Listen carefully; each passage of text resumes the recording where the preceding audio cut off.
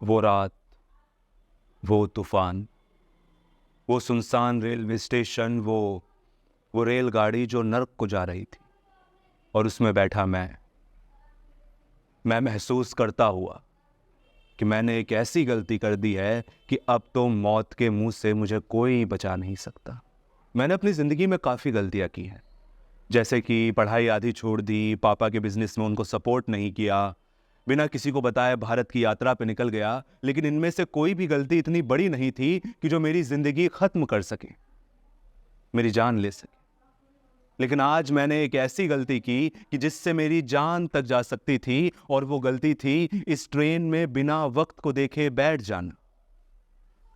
ये कहानी मैं काफी लोगों को सुना चुका हूं, लेकिन किसी ने भी मेरी इस कहानी पर विश्वास नहीं किया। कुछ लोग कहते हैं कि मैं झूठ बोलता हूं ताकि खुद को बड़ा दिखा सकूं, और कुछ लोगों ने तो ये भी बोला कि अपने दिमाग का इलाज कराऊं। लेकिन मैं जानता हूं कि वो सब मेरे साथ सच में हुआ था, और उस रात मैं एक ऐसे सफर पर निकला था जो सफर मुझे सीधे नर्क में ले जाता। सच कहूं तो उस रात में अपनी हिम्मत की वजह से बचा, वरना आज यहां बैठा ना होता, ये किस्सा आप लोगों को सुना नहीं रहा होता। ये कहानी आज से 2 साल पहले की है, लेकिन मैं कहानी शुरू करूं उससे पहले मुनासिब होगा कि आपको अपना तारुफ करवा दूं। मेरा नाम श्रीकांत है, मैं महाराष्ट्र का रहने वाला हूं। मेरे पिता एक बहुत बड़े बिजनेसमैन हैं, इसलिए मुझे कभी भी पैसों की कमी महसूस नहीं हुई, और शायद यही वजह थी कि मैं बिना किसी को बताए आज से 3 साल पहले भारत की यात्रा पर निकल गया। पता है मेरी यात्रा की सबसे खूबसूरत बात क्या है? वो ये है कि अंत में मेरा कोई इंतजार नहीं कर रहा होता। मैं जिस ट्रेन में चाहे उस ट्रेन में बैठ जाता हूं, बीच में दिल करे तो उतर जाता हूं, जहां दिल करे ठहर जाता हूं, और जितनी देर दिल करे उतनी देर एक जगह पे घूमता रहता हूं। लेकिन लेकिन आज से 2 साल पहले इसी चक्कर में एक गलती हुई, एक ऐसी गलती जिसने मुझे लगभग लगभग मार दिया था। आज से 2 साल पहले मैं एक ट्रेन में बैठा था जो जम्मू जा रही थी। रास्ते में एक स्टेशन पड़ा जिसका नाम था बुलंदगढ़। उस स्टेशन के नाम को सुन करके ना जाने क्यों मुझे ऐसा लगा कि इस शहर का नाम मैंने आज से पहले भी कहीं सुना है। आंखें बंद करके दिमाग पे जोर डालने की कोशिश करी, मगर कहां इस स्टेशन का नाम सुना था मुझे याद नहीं आया। और शायद इसीलिए मेरा जी किया कि मैं स्टेशन पे उतर जाऊं, इस शहर को थोड़ा घूमूं। और कुछ देर बाद मैं स्टेशन पे उतर भी गया, और मेरे पीछे से ट्रेन जम्मू की तरफ रवाना हो गई। कुछ देर तक मैं स्टेशन पे किसी ऐसे शख्स को ढूंढता रहा जो मेरा सामान रख सके, उसकी रखवाली कर सके, ताकि मैं बिना इतना वजन ढोए शहर को अच्छे से घूम सकूं। पर मुझे स्टेशन पे कोई नहीं दिखा। ये स्टेशन बहुत ज्यादा सुनसान था। इसकी वजह क्या है मैं नहीं जानता था। कोई नहीं मिला तो इस वजन के साथ ही मैंने यहां वहां इधर उधर घूमना शुरू कर दिया। कुछ देर घूमते घूमते अचानक मेरी नजर एक तालाब पे पड़ी। इतना वजन लेकर के चलने की वजह से मुझे बहुत पसीना आ रहा था, और मैंने सोचा कि क्यों ना उस तालाब के पास जा करके ठंडे पानी से मुंह हाथ वगैरह धो लिया जाए। मैं जैसे ही उस तालाब के नजदीक गया तो मुझे याद आ गया कि मैंने इस शहर बुलंदगढ़ का नाम कहां सुना था, क्योंकि मेरे सामने 2 पुल थे। ऐसे पुल जिसमें से ट्रेन गुजरा करती थी, जिसमें से एक पुल लोहे का बना हुआ पुल था, जिसको देखने से ही पता चल रहा था कि यह पुल बहुत मजबूत है। लेकिन ठीक उसके सामने एक लकड़ी का बना हुआ पुल था जो बीच में से टूटा हुआ था। 3 साल पहले एक ट्रेन बुलंदगढ़ के स्टेशन से चली थी, और जैसे ही इस पुल पे पहुंची ये पुल टूट गया, और वो पूरी की पूरी ट्रेन नीचे गिर गई, जिसकी वजह से एक भी शख्स उस एक्सीडेंट में बचा नहीं था। सबके सब की मौत हो गई थी।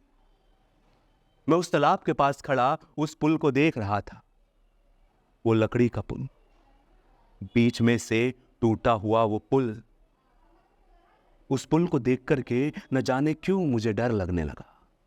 वो पुल बीच में से जो टूटा हुआ था वो एक मुंह की तरह लग रहा था, एक मुंह जो एक चलती ट्रेन को निगल गई। एक ट्रेन जिसमें हजारों लोग थे, कई अपने घर से आ रहे थे, कई अपने घर पे जा रहे थे। ये मुंह उन सब लोगों को निगल गया, और इसने एक को भी जिंदा नहीं छोड़ा। न जाने क्यों वहां खड़े खड़े मुझे अचानक कुछ कुछ महसूस होने लगा। ऐसा लगने लगा कि वो ट्रेन जब इसमें गिरी होगी तो वो कितना खौफनाक मंजर होगा, जब लोगों को पता चला कि उनकी मौत होने वाली है। जब अचानक से चलते चलते वो ट्रेन ने धचके खाए होंगे, नीचे गिरी होगी, लोगों को सोचने तक का वक्त नहीं मिला होगा कि वो मरने वाले हैं। और अचानक मुझे जिंदगी बहुत बेमतलब लगने लगी। मैं फौरन मुड़ा और स्टेशन की तरफ जाने लगा। स्टेशन पे पहुंचा तो पाया कि स्टेशन मास्टर भी आ चुके थे। मैंने उन्हें जाकर के अपने बारे में बताया और उन्हें बताया कि मुझे जम्मू जाना था। स्टेशन मास्टर ने कहा कि यहां से रात को 1 बजे एक ट्रेन जम्मू जाएगी, मैं उसकी टिकट काट के दे देता हूं। मुझे ट्रेन की टिकट मिल गई।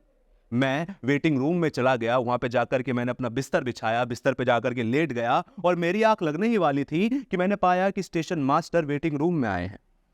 उन्होंने मुझे देखा और मुझसे देख के कहा कि तुम्हारी ट्रेन का वक्त 1 बजे है, 1 बजे, उससे पहले किसी ट्रेन में मत बैठना।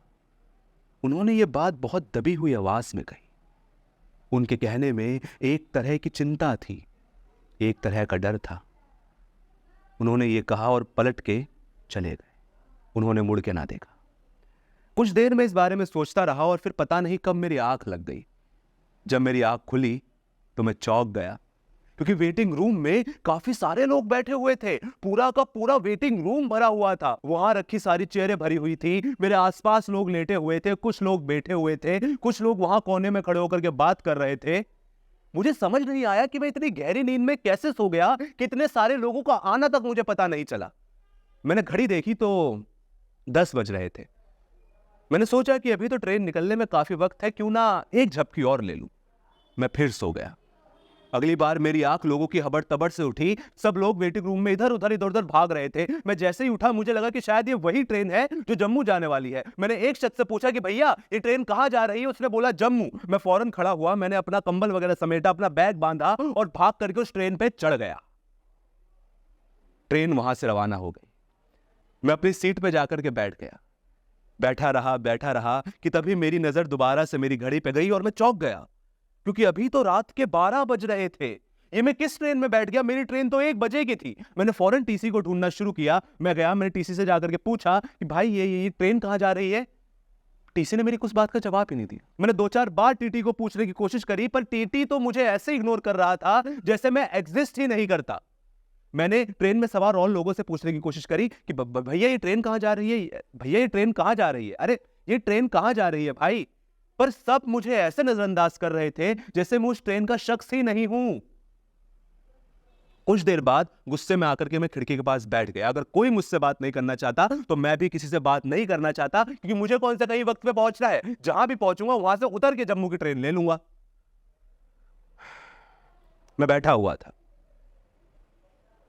बाहर देखा तो काफी सारे पेड़ बहुत तेजी से गुजर रहे थे।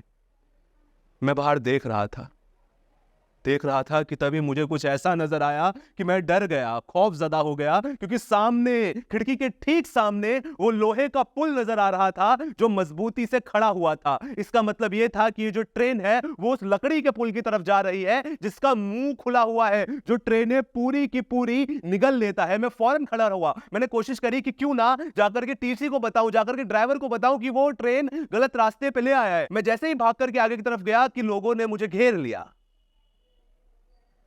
काफी सारे लोग मेरे चारों तरफ खड़े थे। मैंने उनको बताने की कोशिश करी, मैं हड़बड़ाया हुआ था, पर उनमें से कोई भी मेरे सवाल नहीं सुन रहा था, मुझे कोई जवाब नहीं दे रहा था कि तभी टीटी आया। ये वो टीटी नहीं था जिससे मैं कुछ देर पहले मिला था। इसका कोट फटा हुआ था, इसका चेहरा जर्द था, आंखें बाहर आ रही थीं, बाल उखड़े हुए थे। इसे देख करके लग रहा था कि ये बहुत जल्दी मरने वाला है। टीटी मेरे पास आया और उसने आकर के मेरे कान में कहा, स्टेशन मास्टर ने कहा था ना कि तुम्हारी ट्रेन का वक्त 1 बजे है और तुम 12 बजे वाली ट्रेन में चढ़ गए। ये ट्रेन जम्मू नहीं जा रही, ये ट्रेन नर्क में जा रही है, नर्क में।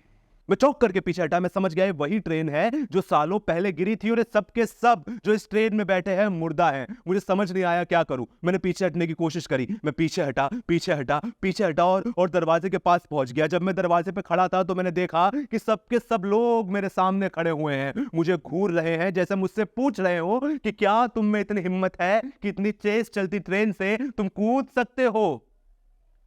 सच कहूं तो मुझ में उतनी हिम्मत नहीं थी और ना जाने क्यों उन सब की आंखों में खुशी थी।